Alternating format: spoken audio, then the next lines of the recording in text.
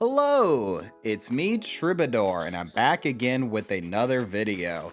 In today's video, we are once again in the standard customs arena, this time trying on an idea I had from doing a blind random custom pack. Now, maybe asking Troubadour, why are you uploading on a Sunday? Well, I got one question for you. Do you remember? It's the 21st of September, dude. Did I delay the video a day just so that I can make this joke? Maybe.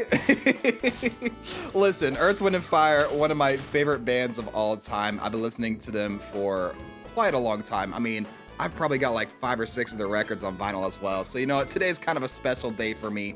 Big Earth, Wind, and Fire fan. And, you know, it's the 21st of September. Gotta play the jams, or at least the Wii music version, because that's what I have in my game library. We do what we can with what we got. But anyway, we are doing a build that was inspired by a blind random custom pack that I did recently. Thought it was an interesting idea, and I wanted to expand upon it and see if, you know, it could actually be fully realized. And it turns out it was actually like not bad. Now, I've had this kind of thing before where like I try something out and then I try it out in a blind random pack. And then I'm like, ooh, let me try that in an actual game. And then it turns out it's actually like really, really bad. I had the same thing happen with a, oh, what was the idea I had? I posted about it on my Discord. I can't recall. There was some other blind random pack I did, and then like the game of it reminded me of what was it? That's what it was. It was Lioness Owl in scaling the tier 1 shop using Lioness, selling mice every turn. I tried that in an actual pack, and yeah, Lioness is still pretty darn hard to use. not nearly the powers it used to be, so not that great, unfortunately. But this one actually turned out pretty good, so I'm pretty excited to do it. Now, the main idea, I guess I've been waffling a bit. You've seen the title, you've seen the thumbnail. We're going to be using a combination of Ouroboros and Andrewsarchus, two pets that you don't honestly see too much in the customs arena. Now, the Ouroboros, at one point in the game, it was one of the most broken pets in the game just because the amount of temporary stats it could give was just kind of insane. Though I'm thinking at launch it was pretty bad. Anyway, it's been up and down. It's pretty decent now, I would say. But how Ouroboros works is, you can see right there, whenever you roll, it'll give new shop pets +1 attack and health for each time you've rolled, up to 5 rolls, and it'll be temporary, so it'll go away at the end of the turn. Basically, it gives you some tempo stops on anything you buy from the shop for a while. Andrewsarchus, on the other hand, as you can see here, is at the end of its turn, it'll swallow the pet below it, and then gain a temporary attack and health equal to 50% of the attack and health on the pet is swallowed. At level 2 to be 100%, which is what we're gotta go for. So basically my idea is, you know, buff the shop with the Ouroboros, so it's got a lot of temporary stats in the shop, and then my Andrewsarchus can swallow those temporary stats and use them in battle without me having to cycle pets in and out all the time. So that was kind of the idea I had. Also, I'm loving this new food. I think it's the kiwi, giving you free rolls next turn. It's like a roll version of avocado. You only get 2 free rolls, but still can be pretty nice for certain kinds of builds that really like rolling and don't mind buying that. Like if I don't find an avocado, I'll just find a kiwi, which is pretty cool. Look at these free rolls we get from the sausage and that. So we're gonna up the shop some more. The copy of the front is also doing some pretty nice work as well. And yeah, we're just rolling for more Ouroboros or Andrewsarchus. There it is. I keep saying Ouroboros. It's Ouroboros. I don't know. Maybe that's my southern accent coming out a little bit. But anyway, other stuff's been going on with me. Obviously, I've been playing a lot of superautopets lately. Been a lot more videos than that. I've also been editing some more Marvel Rivals stuff. I mean, I just got some new music in the library. I had my 500th video, by the way. 500 freaking videos on this website. That's absolutely insane. That was the Marvel Rivals one. If you guys haven't watched it, I've been making some shorts out of it too, because it's really funny content. I want to just, I want people to watch it because it's really funny, Anyways, check it out if you haven't already. Even if you don't watch the game, I think you can still, or if you don't play the game, I think you get a lot of enjoyment out of those videos. But there's still more superautopets content on the way. Speaking of which, I recently have been doing a lot of achievement hunting. By recently, I mean the last like 2 or 3 months, I've been grinding achievements. Now, at one point, I had every achievement in the game, but that was before Unicorn Pack came out. I haven't come close since then. But I'm slowly getting some, and I decided to dedicate myself to just grinding achievements the last couple months. And as of a couple days ago, I've achieved every pet in the game except for Moby Dick, the hardest achievement in the game, basically, other than Sloth. Now I haven't gotten all of the Venus flytrap achievements for pets that are shop only. Pets like, you know, Nest or Golden Retriever. I've only gotten a couple of those. I think I've gotten Dirty Rat and Great One.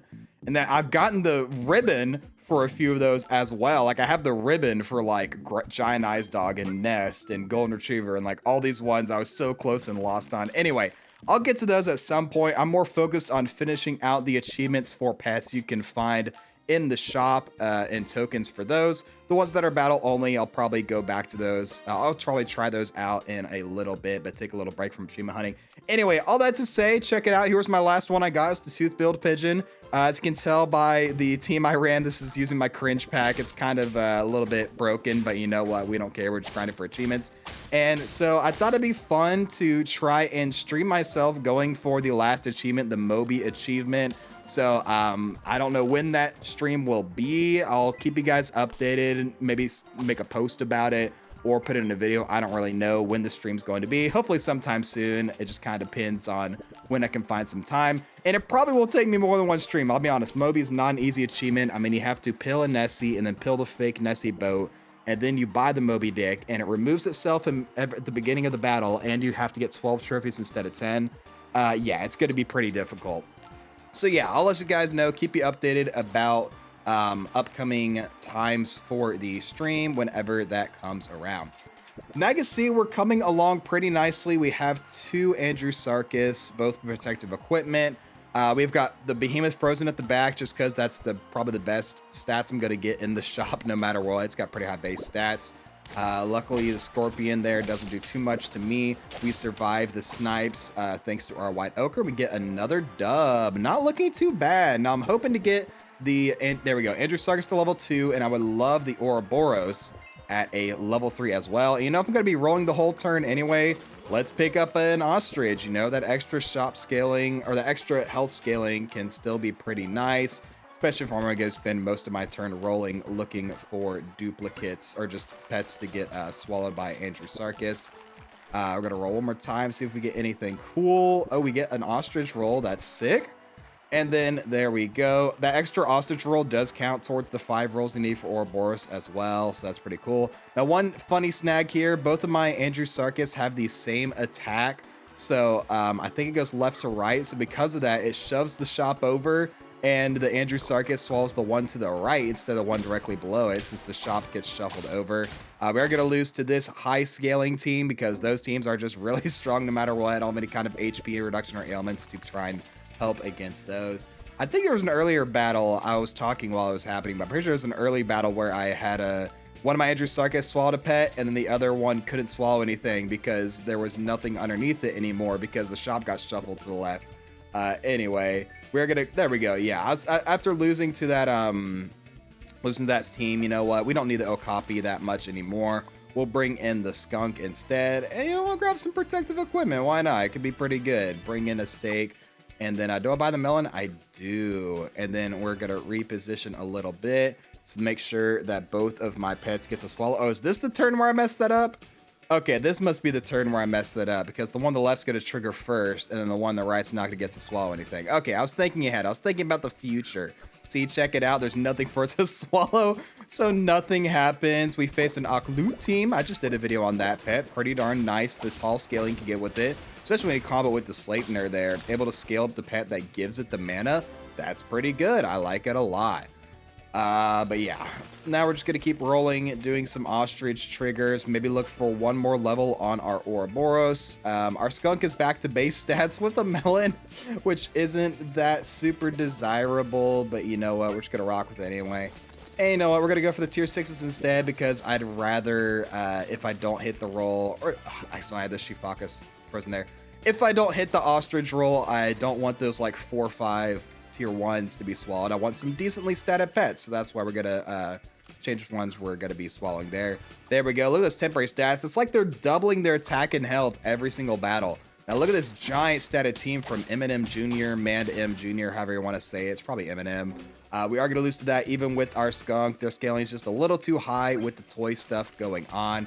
But we're going to hold strong and keep trying to go with our Andrewsarchus squad. Get the rolls in there. Look at that. We get a skunk as well for some nice temporary stats. That's pretty sick. Hopefully find another one next couple battles as well to maintain those temporary stats on it. We don't quite find what we're looking for, but we're going to reposition so that one of them gets to swallow the behemoth for that massive 27 in stats. That's pretty darn nice. We face a big scaling squad again, but our protective equipment does wonders for us here. Dude, lately I've been noticing, like, if you are trying to prioritize levels versus protective equipment, like, if you need to have something, like some kind of melon or limit or some kind of protective equipment, because you will lose to all the teams that do have it with worse stats, even if you've got good stats. Like, just having something is really, really valuable. Even if you like miss it on a level for a turn, just go for the protective equipment. It'll help you a lot in the long run, help you win battles they otherwise would have lost. We don't quite find another ostrich roll here, but we'll take some more temporary stats. Pretty nice. We reposition a bit. Skunk is back to base stats. We face a Gelada hooded seal battle, and once again, protective equipment helps us win. Let's freaking go. I had a really fun Gelada hooded seal video from Ruru123 from my Try Hard Tuesdays contest. If you want to check that out, that one was insane. That was all that opponent looked like they were doing in the shop, but Ruru did it in battle and got like 128 stats every battle or something stupid. It was insane, using hooded seal and Gelada for some crazy stat generation. It was so freaking cool. But we are 9 wins here. Gonna get a couple more Andrewsarchus swallows here. What do we face on 9 wins with our double Andrewsarchus Ouroboros squad? We face this massive scaling team going for the rabbit plus the cake. Our HP reduction is not enough. They just have too many stats, and we are going to lose. Yeah, believe it or not, Andrewsarchus Ouroboros is actually not that strong of a combo. I know, right? So we didn't quite get the win. Honestly, my best run before this, going for this strategy, was like 4 wins. So like, this one is probably the best you're ever gonna get out of it. But hey, if you want to try yourself, I'll have the pack code in the description for anyone who wants to try it. And hey, just keep in mind, it's really fun, but it's not that strong. So, but yeah, that's going to be it for me today. Thank you all so much for watching. Be sure to like, comment, subscribe, do the generic stuff. I'll catch you guys in the next video. But until then, as always, stay true.